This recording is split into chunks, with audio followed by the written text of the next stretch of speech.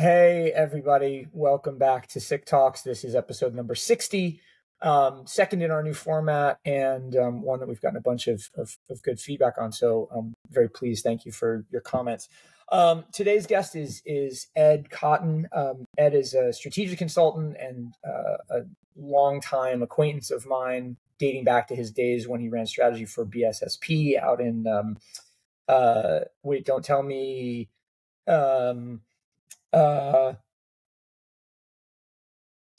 oh man, it's so funny. I love the scene in Lost in Translation when the woman says, "We are," name of that town.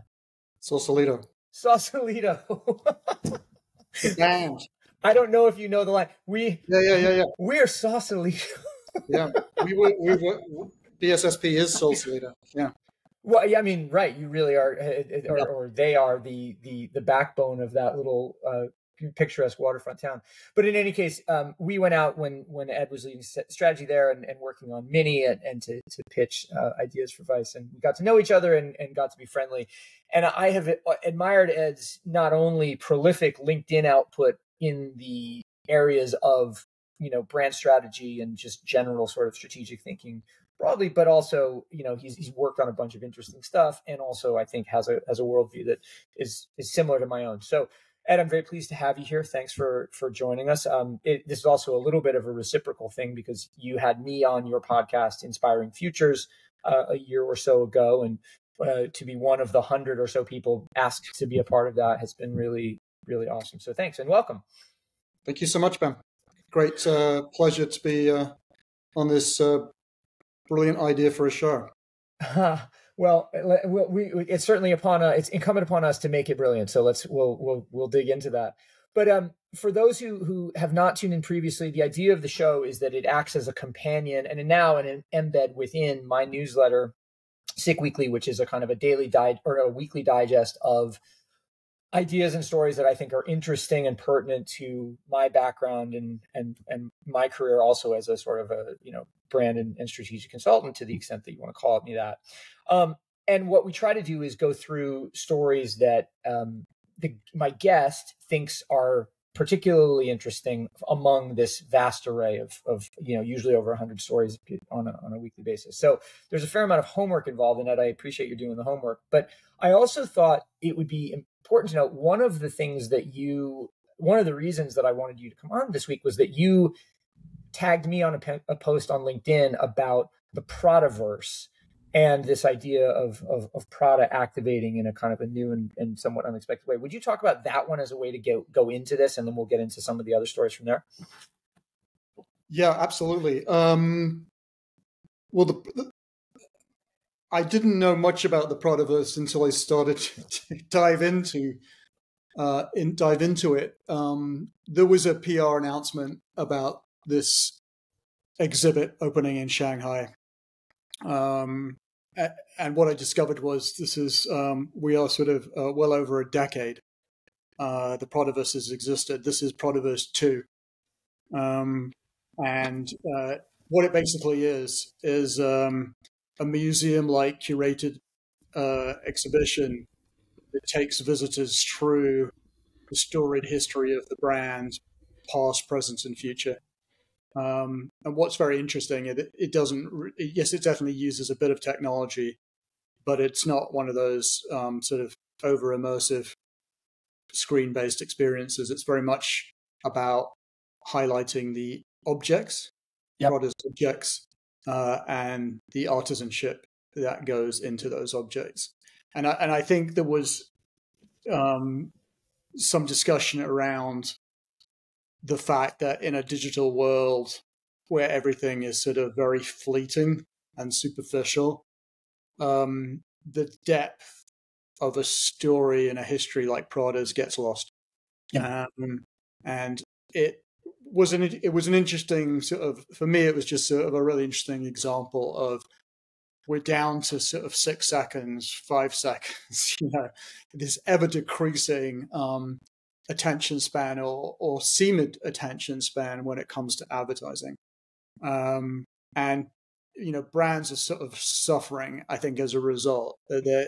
and there are multiple ways in which that suffering is manifesting itself, I think. But it's interesting to see someone say, actually, hang on a minute, we do see there's a problem. It does harken me back to a time when Steve Jobs famously said that, Best Buy was no place for Apple, kind of, and that's why we need to open our own stores.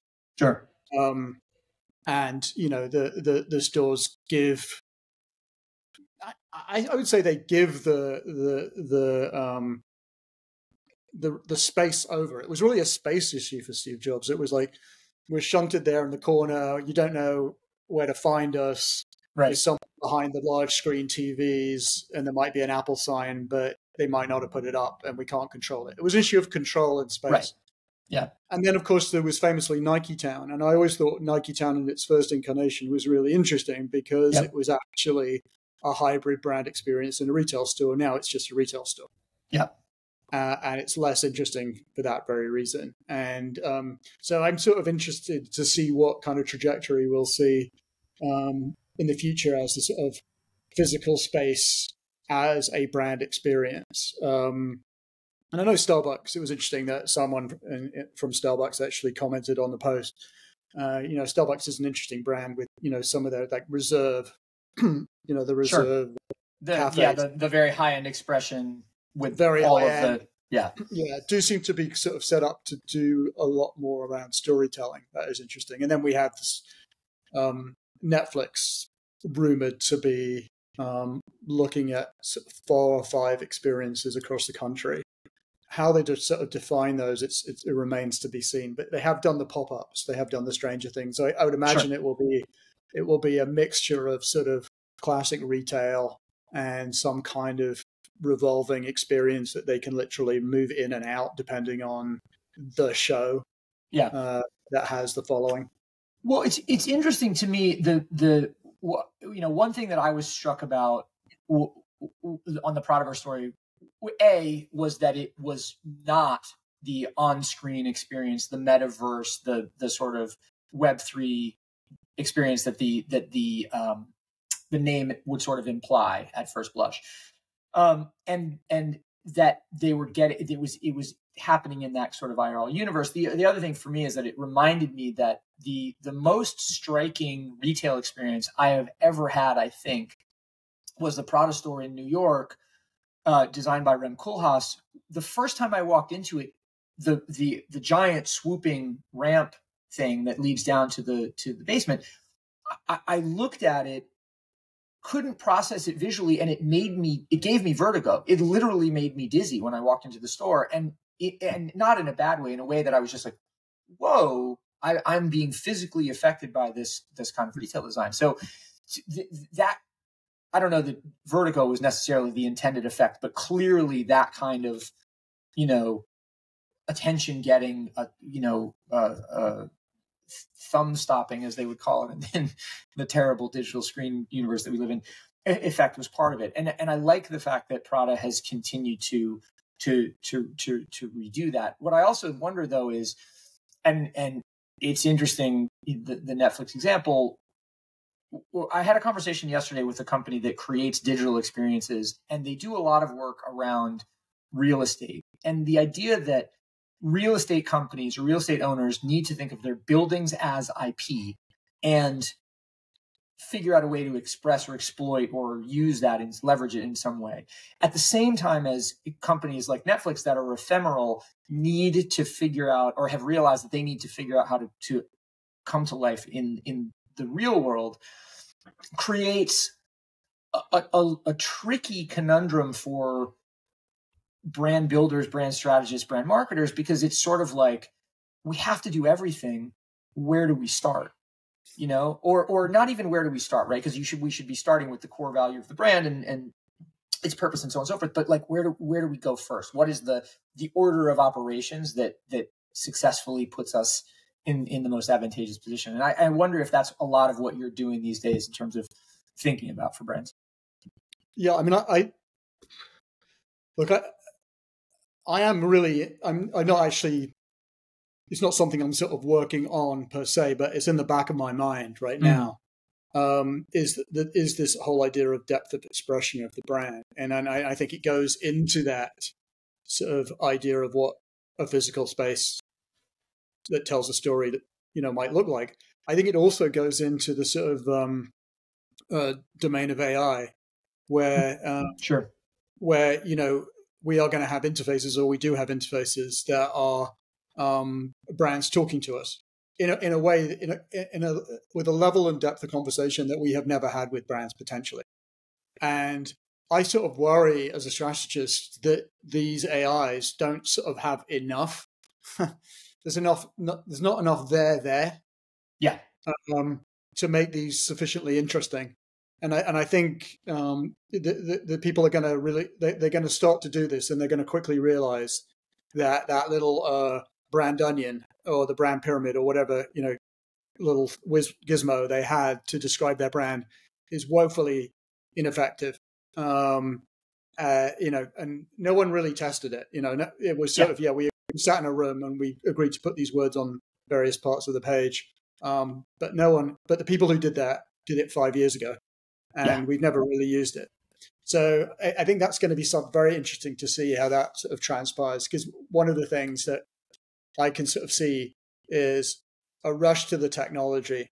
Now everyone has an AI-based chatbot, but they all sound the same. And you're like, doesn't make any sense. Yeah. And so someone gets back and says, well, how is the Walgreens brand different from the Rite Aid brand or the Duane Reade brand or the CVS brand? They're all the same kind of stores. Yeah. But do we have enough depth of understanding of being able to really understand how our personalities are unique? Sure. Well, the other thing too is that the large language models, because they are run on these sort of predictive engines, which are about going, what is the next most logical, or statistically, what is the next most logical word or next most logical phrase? Even where brands are differentiated, the difference is probably not broad enough, especially given the amount of wordsmithing and thinking that we do about like choosing exactly the right word for the brand. The reason you choose exactly the right word for the brand is because it sets off a series of associations, some of which are very close to it, some of which are very far flung.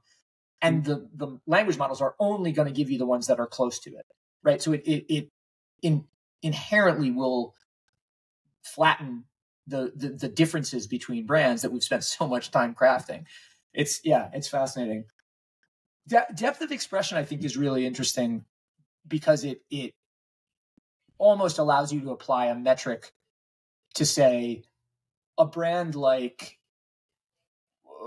let's just say like a commodity-driven, transaction-driven brand can have a minimal depth of expression, whereas a deeply crafted luxury brand where margins are high or the value is lifetime or whatever need to have a really deep depth of expression. Is that right? Yes, and kind of no. I mean, I'm sure we both worked on Touch the Converse brand in our time. For sure. And I think it's really fascinating. This is a brand with a really deep story. And what would they cost? $39.99, $49.99. They're certainly not Pradas. These days closer to 60, 65, I think. But yes, okay.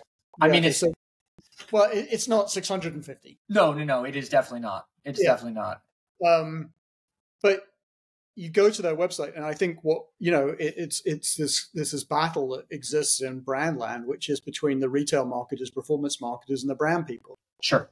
Go on Converse's website, and you have a hard time finding their story. I mean, it's definitely a tab there, and you can definitely find it. But they are trying to sell you shoes first and foremost. Yeah, for sure. And I think that goes for pretty much every brand out there. That where is the avenue? Where are the channels? Where are the places where you really are going to tell your story? And it is going to be seen and heard, because those places seem to be diminishing. Yeah. So, all right. Well, so all of that being said, this is how we sort of got to the conversation. Now that we've gotten into the conversation, I'm really interested to know what jumped at you from this week's list. What were the things that? Well, the most obvious one was advertising employment is at an all-time high. I was shocked by that. Yeah, I thought it was a typo. Yeah, Yeah. I was shocked by that. And I mean, what struck you as surprising or unlikely? I mean, because it seems like it was surprising and unlikely for you as it was for me. Yeah, it's just I kind of my ears to the ground, and I'm not hearing that. I'm hearing sort of agencies sort of struggling, and layoffs certainly happening. Maybe they're not as announced. So yeah, it seemed really counterintuitive to me, and that was the news, and maybe we're just in a world of advertising that the employment in advertising is a bigger world than the world I imagine, and that world may be including CRM, data, social media, all those things that may well be expanding at a double-digit rate. But the traditional advertising world that I kind of come from and was brought up in, I think, is a shrinking world. Yeah, not only does it, I mean, I agree with you, and not only does it seem to be shrinking, but also, my longtime contention is that the business model is challenged, if not obsolete, and so it makes sense that it would be that total employment would be inclined. By the same token, I think, this is, as with everything in the world, it is how you measure and how you define that allows a story to be told. And, there is an argument to be made, I think, that TikTok is an advertising platform, that the creator economy is essentially an advertising medium, that the multiple touch points and the surface area of advertising has increased so much that, depending on how you slice it, there are exponentially more people working involved. It's like, does my son, by virtue of walking out of the house wearing a t-shirt from the skateboard label Hardee's, is he working in advertising in some kind of interesting way? Yeah. And that was, to me, the crux of that.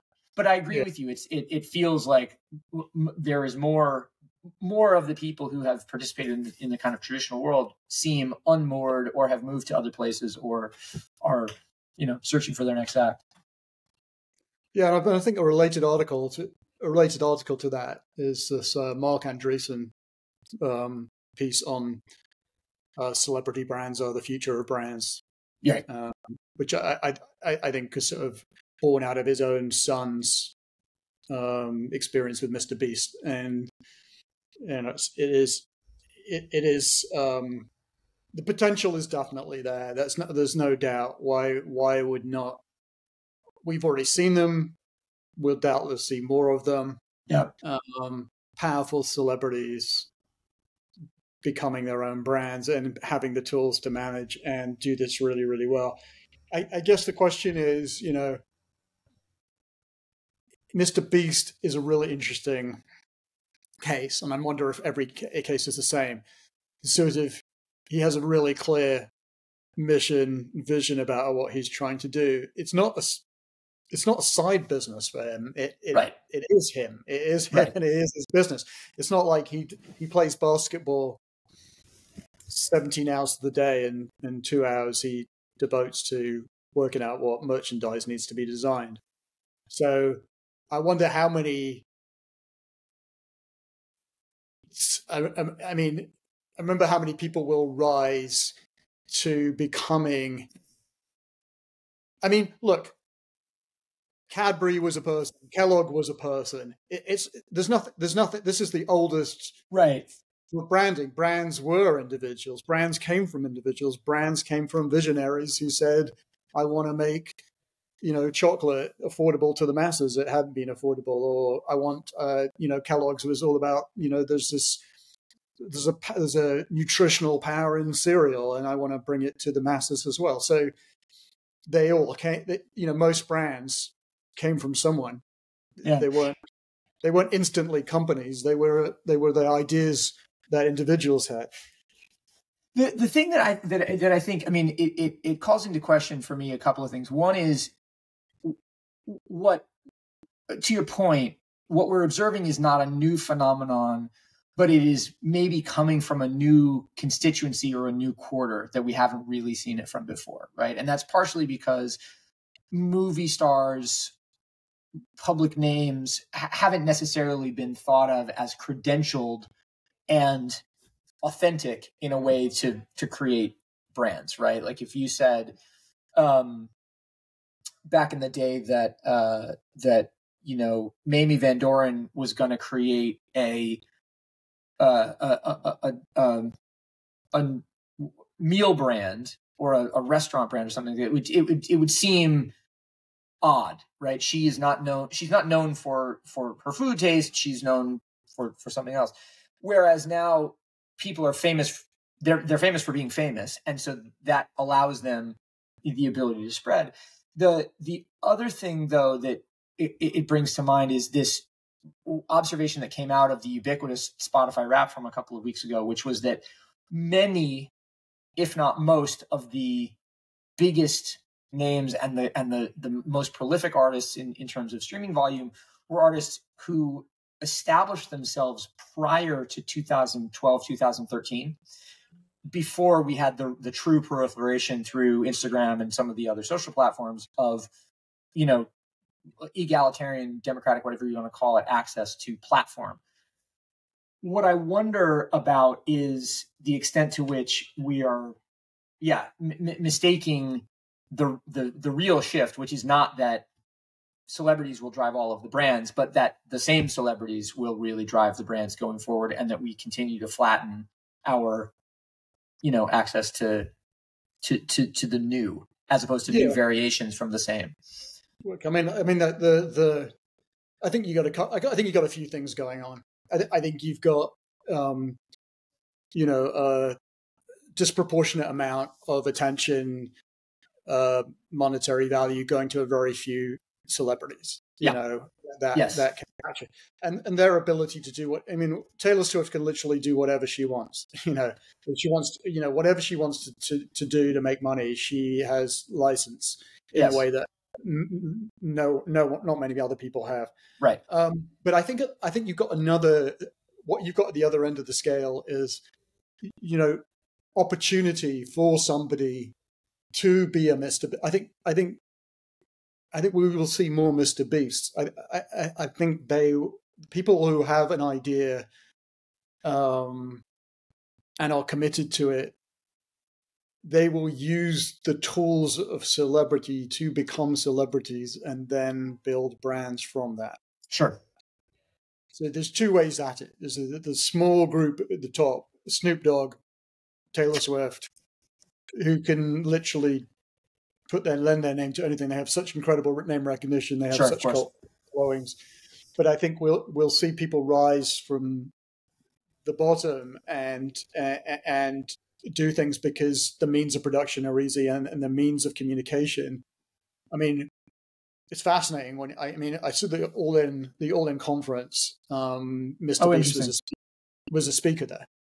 And literally, he's basically an A/B test. He's been doing A/B testing for a decade, to the point where he now has a $1.5 million budget on his films, which is enviable for most advertisers these days. Yeah, You'd love to have a $1.5 million budget for their advertising. Most don't, but he does. He's got it to that point. And I do think that's back to the sort of the channels of distribution and the understanding the algorithm. The TikTok generation, the TikTok content creators who understand the algorithm, and Mr. Beast who understands the algorithm. Yeah. And Stephen Bartlett actually is another really interesting case. The Dari, the CEO podcast. I'm not familiar with that one. Tell me about it.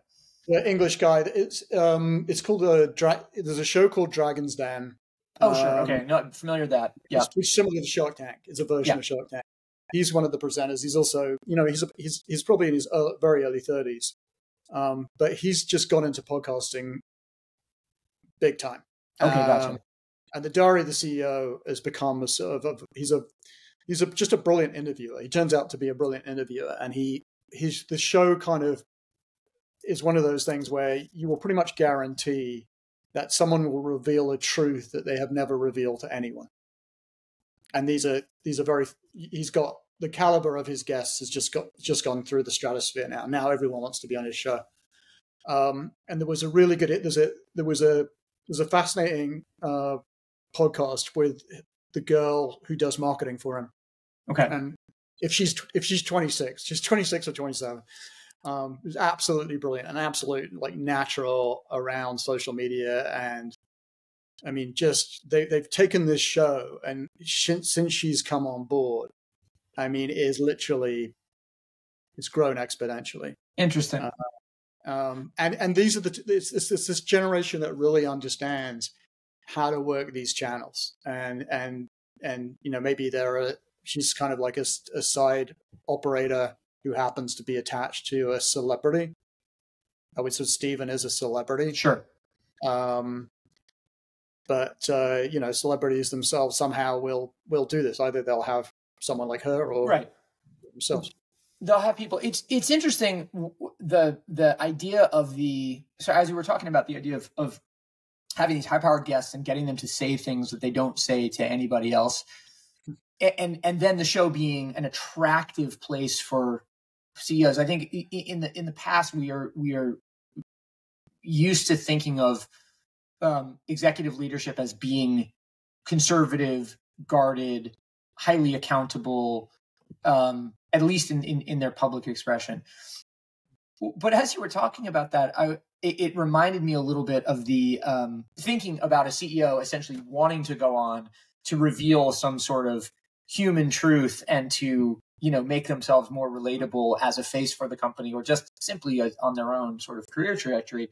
And it brought to mind the testimony of the university presidents in front of Congress last week, where they really could have benefited from approaching it from a human perspective as opposed to from the conservative perspective. I wonder to what extent we are moving in that direction, where the not only do we have the opportunity to bring our personal brands more to the fore, but where the audience, our customers, Congress expect us to do that and are disappointed and underwhelmed if we don't, and essentially move on to people that they like, who are more approachable. I think you hit the crux of what the opportunity is. Yeah. You've got a giant corporation like Coca-Cola who's, if there's 250,000 people worldwide. I mean, I don't know, I may be overestimating, but definitely hundreds of thousands of folks. Sure. Yeah. And they hide behind they're hidden behind the corporate facade. And if someone wants to go into the soft drinks business, no, I'm not saying that it's easy for anyone, but I mean, you do go back to the old 19th century model, and I am going to be accountable. I'm going to be the person behind the soft drink, and sure. I tell you, when I tell you it contains 0 sugar, I mean it. You can judge, right? You can judge that statement based on my assurance, and obviously the Musk interview at the New York Times conference was obviously the other example of this guy answers to no one, and he can say absolutely anything, and he will say absolutely anything, which is a huge part of his appeal. But also a huge part of the liability of that appeal. I mean, it's sure. But I think what we're seeing is the potential for a whole new generation of brand owners to emerge who could use these channels of communication and use their own personal identity through these channels of communication to be incredibly powerful and potentially successful. Yeah. Well, and we will start to have boards that look for that. We will start to have employees who look for that in their leaders and make probably employment decisions based upon it. Fascinating. Sorry, go ahead. You have more? You want more articles? I was just gonna suggest that we move on. What else struck you? Well, I did like the article on Sarah Andelman. Okay. Sort of disappeared. Colette was sort of for decades, this destination where that she curated, and I mean, it does call her sort of the creator of the collaboration phenomenon, sure. which I think is certainly true. But she was more of a curator. She was. Yeah. This was about visiting a store that had somebody's, and going back to personality here, seems to be a theme, had her personality, her interests curated in a way that was a really interesting experience. And to see Le Bon Marché come back and say, actually, we are a boring department store. Right. And we want to do something interesting, and we want you to curate something interesting for us. I mean, yeah, it's really fascinating. I mean, I think it gets to there's an interesting sort of emotional connection to brands that's also important to touch on here. But just for those who aren't aware, so Sarah Andelman, who with her mother Colette ran a boutique called Colette in Paris, which from 1997 to 2017 or so was sort of the ne plus ultra of both interesting, culturally based consumer goods, fashion, collectibles. They had a water bar. It was all sorts of, the curated lifestyle, truly the curated lifestyle boutique, but also was the avatar for a lot of the collaborative economy that we go forward with. And the reason that Pharrell named them the internet before the internet, famously in the High Snobiety doc, was that they were horizontal and super curious in all of their outreach, and they brought together all of these elements that heretofore had never really existed in the retail environment. She is now working with Le Bon Marché, the famous longstanding but boring French department store. And the thing that I thought was really interesting about this is that it illustrates how we of a certain age and of a certain degree of success can look back at brands that we are attached to in some way and say, what is this moribund brand doing, and how can I pull the emotional value that I have attached to it into the present day?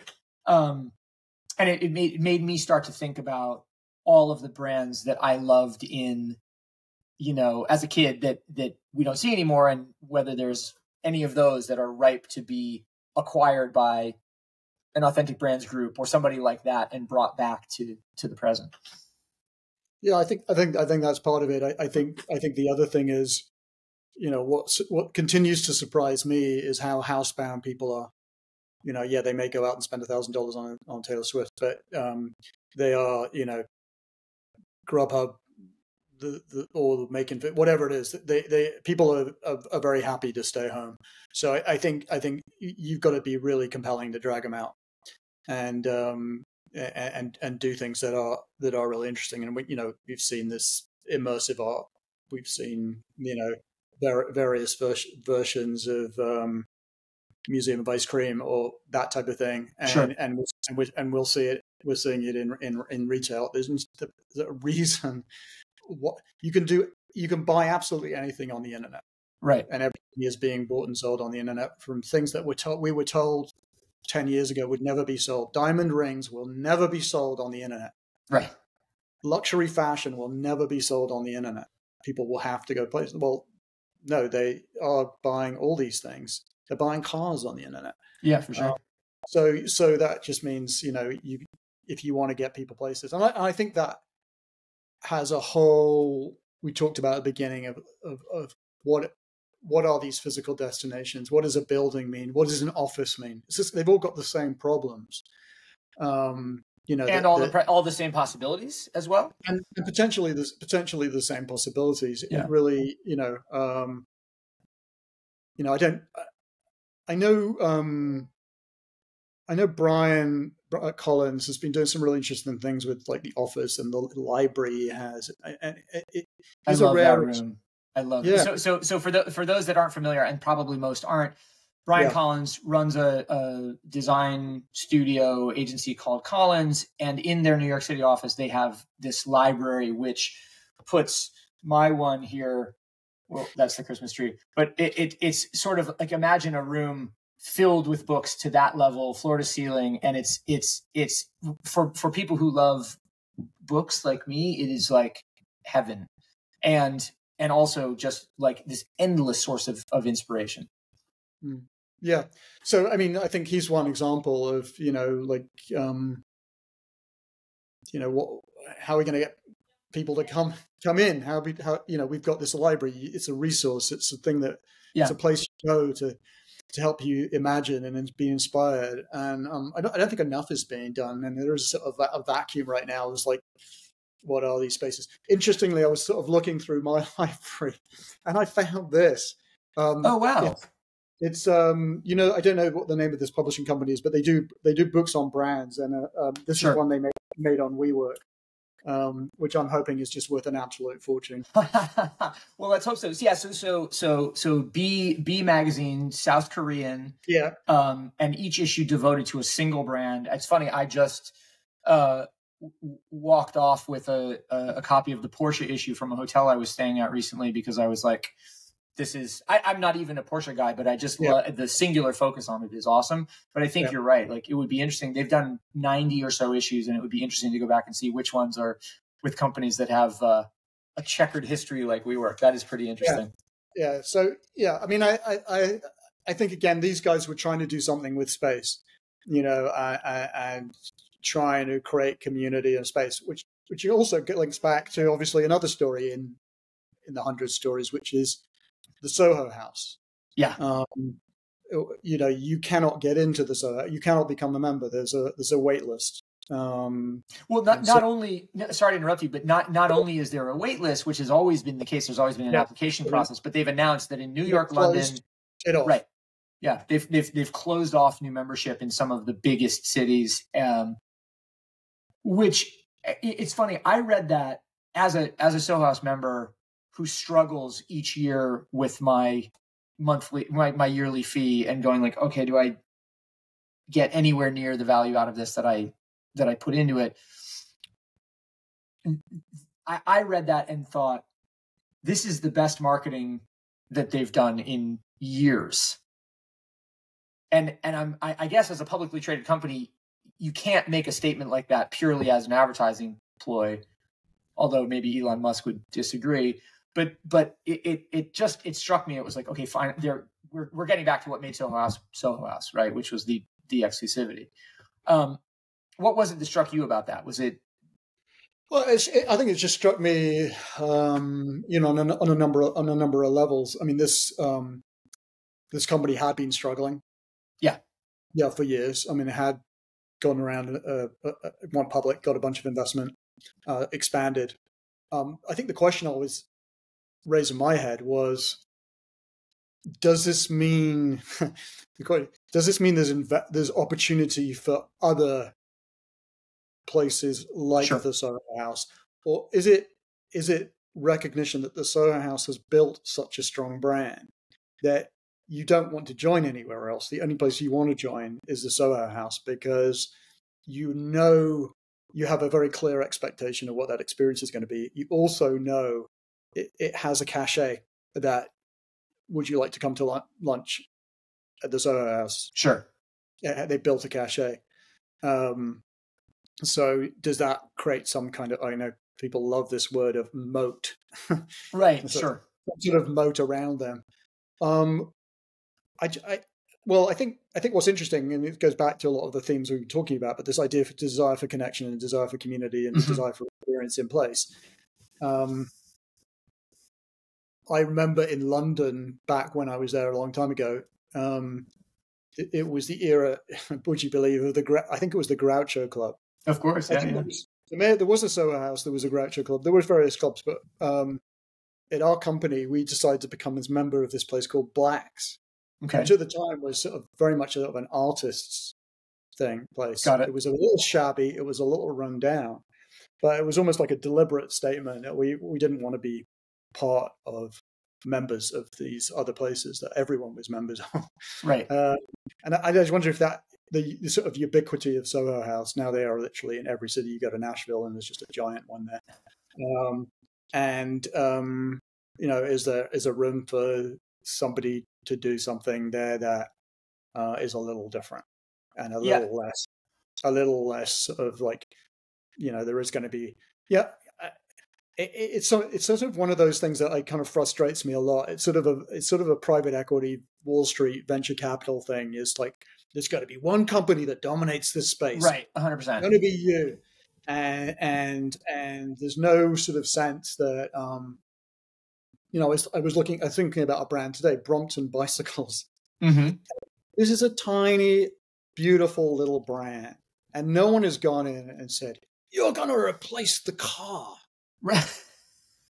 There is a potential for Brompton bikes. You could see the ironic pitch deck. Oh, I mean, you could see the real pitch deck, which is called Van Moof, and has been proven to be, exactly complicated, shall we say? Yeah. When the finance people get hold of these things, they sort of say that the world belongs to us and there is no room for anyone else. And I'm a real fan of niches. I'm a fan of small brands, and the people that don't want to be giants. I think they're you can get way more excited about those. We were talking this morning about Breakfast Club about that sort of thing, and the idea that the majority of American millionaires, and I'm pretty sure it's a vast majority, are small business owners who are car dealers, plumbers, dentists, electricians, that sort of thing, who've built strong customer bases and local businesses in trades that they have done for long periods of time. And in it does beg the question, like, in the culture industry, is there a way for us, the creative and culture industry, is there a way to exist in that fashion without being seduced by the allure of acquisition, or by the orthodoxy of venture funding, in which you have a model where if a company can't prove a path to 100x, it's not worth talking to. Like that's just to me it's a kind of a crazy paradigm. I understand why it exists, and I think it has a place in certain instances, but the idea that you can apply it across every touch point to a whole means of communication, a whole world of communication, it's illogical. It was interesting. I think I go back to a long time ago, which is when I first came to the US, which is, I don't put a date on it, it's just a long time ago. We got a call from pre-pandemic, shall we say? I wasn't at can't remember where I was actually working at the time. I think I was working in McCann, Seattle. That was before I joined BSSP. But we got a call from DC Shoes, and they basically said something along the lines of, "We can't turn down all the checks we're getting from the likes of Nordstrom, blah, blah, blah, blah, blah, who want us to be everywhere.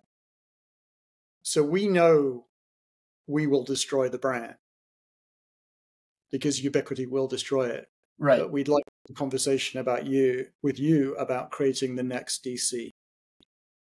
Oh, interesting. Nothing materialized, nothing happened. I just remember that conversation as a really interesting example of, like, what are the pathways, and you sort of have ubiquity or you have tiny, and there is no, there was also middle ground.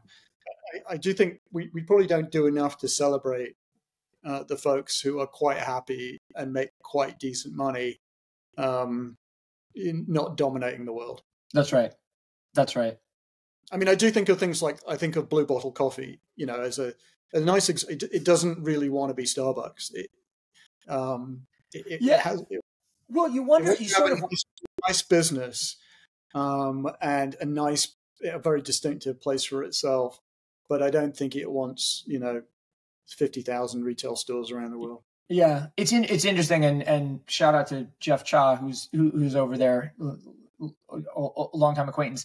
The interesting thing, I don't know. I am not a pour over guy. I don't care about the like connoisseur's level integrity of coffee at all. But I listened to a podcast recently. It was an edition of the Taste podcast that had 3 coffee, important people within the coffee business, one of whom was one of the founders of Blue Bottle. And they had a discussion about the coffee that I would normally have ascribed to the most high level oenophile wine fan or the most dedicated whiskey collector or whatever the case is. I mean, the level of obsession was very, very high. And you just imagine, as long as somebody like that is involved, it can't ever arise to the level of the Starbucks, because they are making anti-commercial choice, like deliberately making anti-commercial choices because they believe so much in the integrity of the product. The tricky bit is those people almost inevitably become unmoored from decision making or ownership or whatever it is at some point, and then the thing sails off into the universe. And it's interesting to hear your story about DC, because knowing Damon Way a little bit, it's interesting to think, like, is this pre or post Quicksilver acquisition? Is this, or Billabong or whoever that ownership group is, and so on. But the inevitability of it is a fascinating vector. You're right. Well, I mean, it's supreme, isn't it? Right? Yeah, for sure. And look, knowing a bunch of the people who are senior decision makers over there at the moment, they're in a really interesting predicament, because what they did, and it was the same as when I was at Vice, at the end of the time that I was at Vice, it's like what they have done has worked so well, unquestioningly, for so long, that it's like, well, why should we change it? And the answer is, well, you're in a new world. And then the question back becomes, yeah, but is this a good new world, or should we make the new world more like the one we had before because it worked?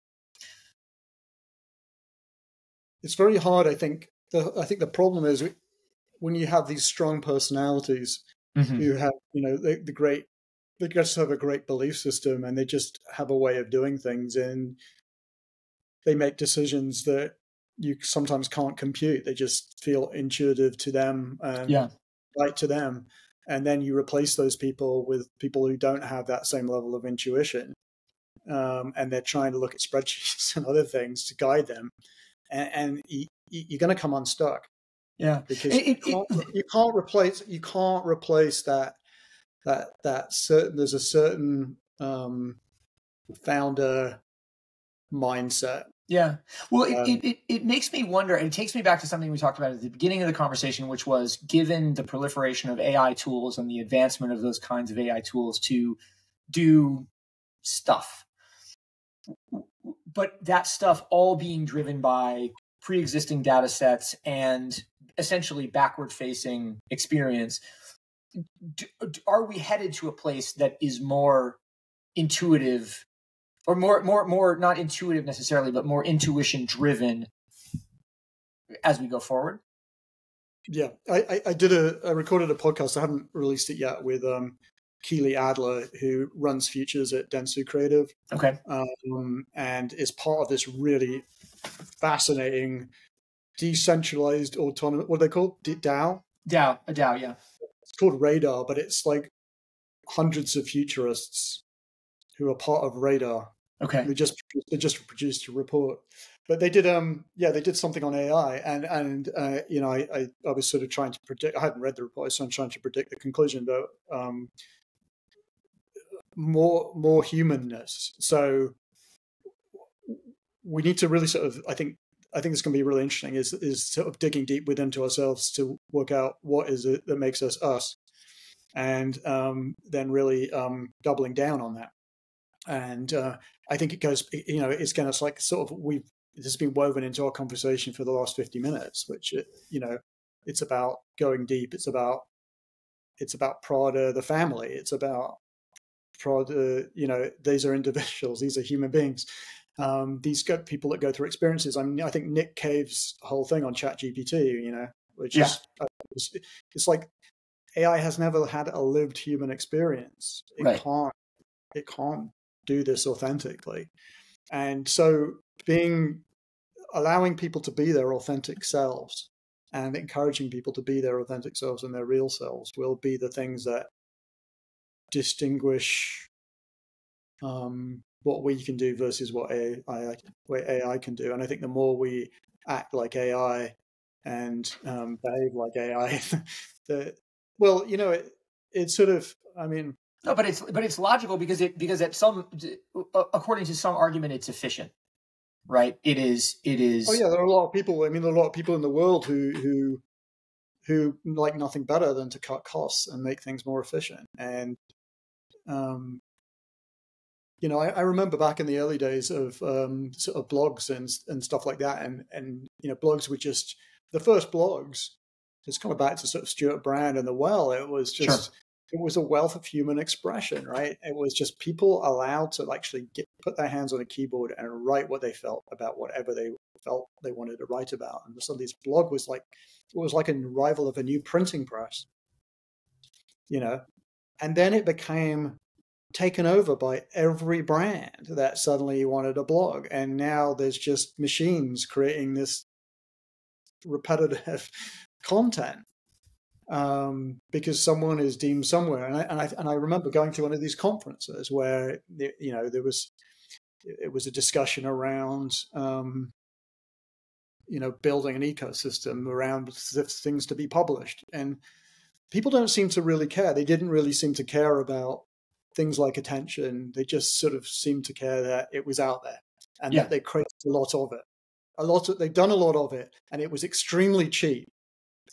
And at the same time, it occurred to me that expensive production was almost a swear word, as was ad agency.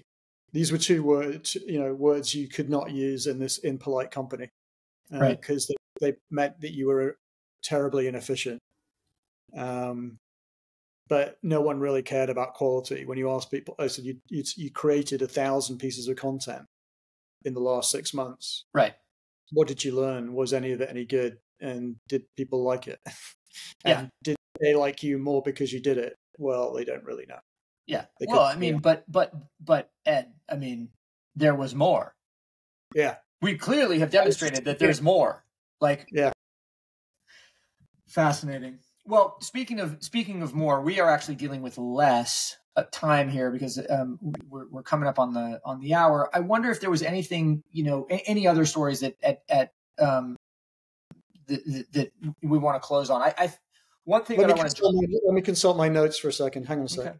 While you're doing that, one thing that I want to direct people to, apropos of what Ed was just talking about, in terms of, let's call it the poetics of expression, is one of the links that I put up in the top of the newsletter, which is Rishad Tabakawala writing about poetry. And it's a very different post for him. He normally writes about like how to approach business and strategy and the sorts of things. In this one, it's really about the value of poetry, and it's worth reading. But yeah, Ed, I'm curious what else jumped to you? There was one other. You know, of course, it was just like such great clickbait. Doritos going into nacho cheese flavored booze. So, by weird happenstance, a friend of mine who works with Empirical, the spirits company, came to Breakfast Club this morning, and he said that they had sold out within the first few minutes of the spirit being available. And I said to him, "I'm sorry, but I cannot believe that stuff tastes good in any way." And he was basically like, "Ben, the chefs, or that, not, you know, the founders of the company came from Noma. Do you think they're going to put anything out that doesn't taste good?"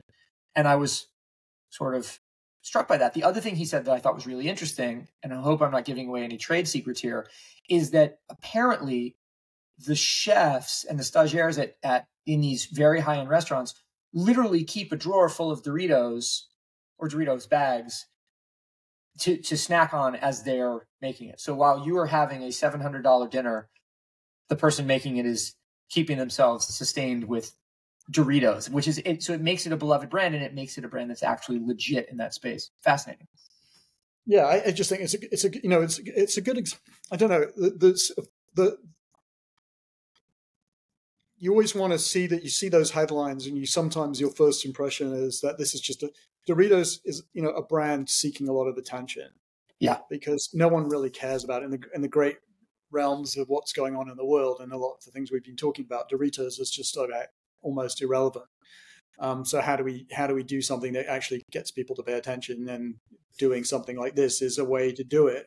And I always think the next question is, well, is there a sort of an idea behind this madness that and I think that just depends. Again, that's sort of an infrastructural thing. Is like it's just a one-off that just is there to get headlines, or actually people committed and putting money down, and actually have the marketing budget to go and sell this thing. Because there's no reason why this couldn't be the next Jägermeister, and kids are challenging themselves do shots at 3 a.m. Why not?